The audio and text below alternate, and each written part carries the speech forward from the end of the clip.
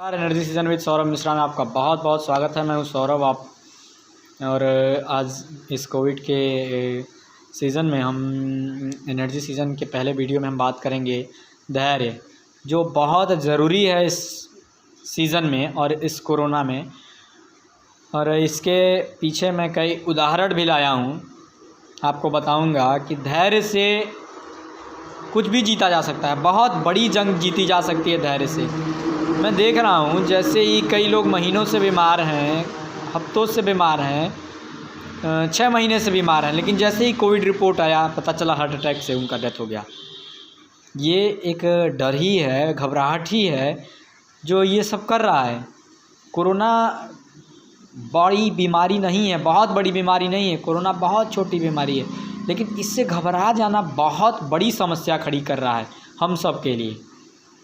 कोई भी पॉजिटिव हो सकता है, कोविड पॉजिटिव हो सकता है, हम हो सकते हैं, आप हो सकते हैं, उसका केस कुछ भी हो सकता है। कम्युनिटी ट्रांसमिशन मैंने पिछले वीडियो में बताया था, उसका कम्युनिटी ट्रांसमिशन हो रहा है। कब कहाँ किससे कैसे उसका ट्रांसमिशन, उसका संक्रमण हुआ वो पता नहीं चल पाएगा। तो इन केस अगर हम संक्रमित हो जाते हैं तो हमें क्या करना चाहिए? करना ये चाहिए कि सबसे पहले डॉक्टर का कंसल्टेशन लेना है। घबराना तो बिल्कुल नहीं है, क्योंकि लाखों लाख लोग, हमारे कई अजीज़ लोग भी जो पॉजिटिव थे नेगेटिव आए हैं। और बहुत खुशी की बात है कि नेगेटिव आए हैं, और आप भी नेगेटिव आ सकते हैं, हम भी नेगेटिव आ सकते हैं अगर पॉजिटिव होते हैं तो।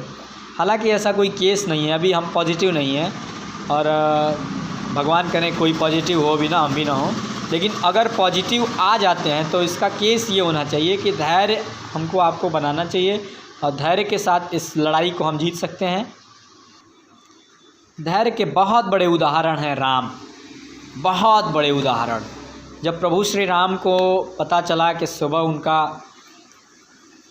अभिषेक किया जाना है, राज्याभिषेक किया जाना है, वो राजा बनाए जाने हैं अयोध्या के, और ठीक कुछ ही समय बाद जब उनको पता चलता है कि नहीं, कल तो वन चले जाना है, वो भी 14 वर्षों के लिए, इतने शालीनता पूर्वक, इतने धैर्य के साथ, धैर्य, बुद्धि, साहस, पराक्रम, उनके इन सभी चीज़ों का बहुत बड़ा ये उदाहरण है कि वो बड़े शालीनता से अपने पिता के आदेश को आज्ञा मानकर वो स्वीकार किए उसको, और सम्मान किए, सबका सम्मान किए, और सुबह वन के लिए तैयार हो गए। हमको कपड़े नहीं मिलते हैं तो हम गुस्सा हो जाते हैं।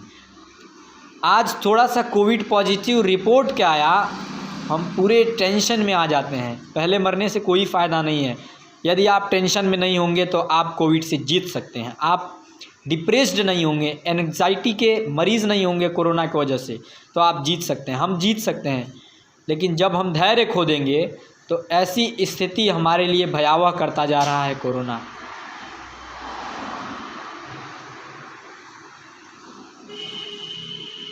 धैर्य अगर प्रभु श्री राम के पास नहीं होता तो शायद वो राम से मर्यादा पुरुषोत्तम प्रभु श्री राम नहीं बन पाते। 14 वर्षों का वनवास उनके धैर्य और पराक्रम का ही जीता जागता उदाहरण है।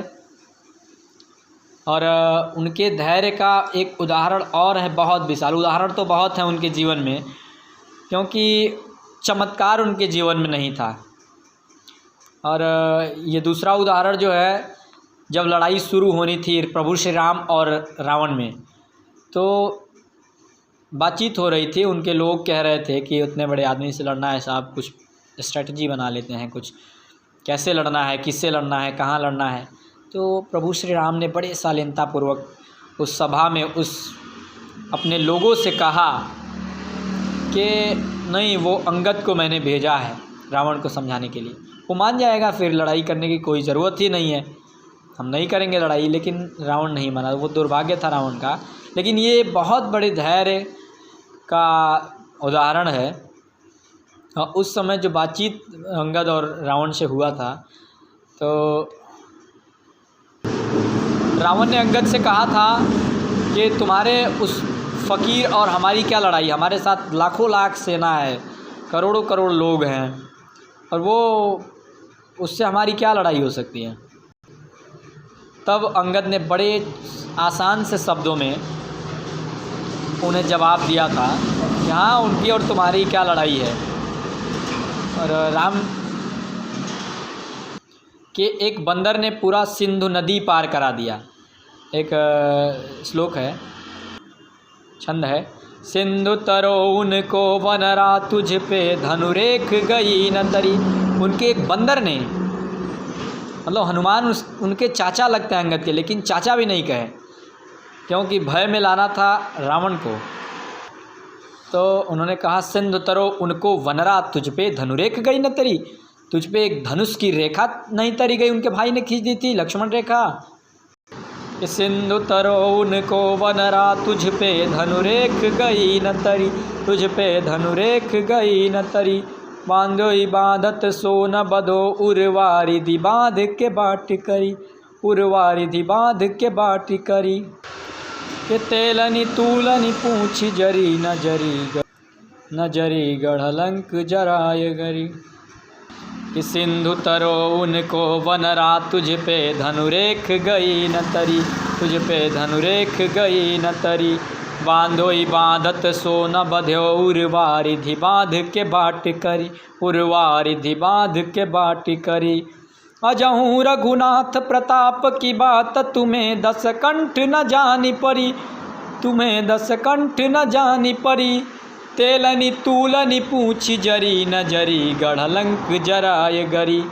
न जरी गढ़लंक जराय जरी। तुम्हारा सारा तेल लगा, कपड़ा लगा, और जली किसकी? तुम्हारी, लंका। अब भी तुम प्रभु श्री राम के को नहीं समझ पाए। तो प्रभु श्री राम के पास अगर धैर्य नहीं होता तो शायद राम से मर्यादा पुरुषोत्तम प्रभु श्री राम नहीं बन पाते। इसलिए इस संकट काल में, इन परिस्थितियों में धैर्य बहुत ज़रूरी है। आप भी धैर्य रखें, अपनों को धैर्य दिलाएं, वीडियो अधिक से अधिक लोगों तक पहुंचाएं। बहुत बहुत धन्यवाद।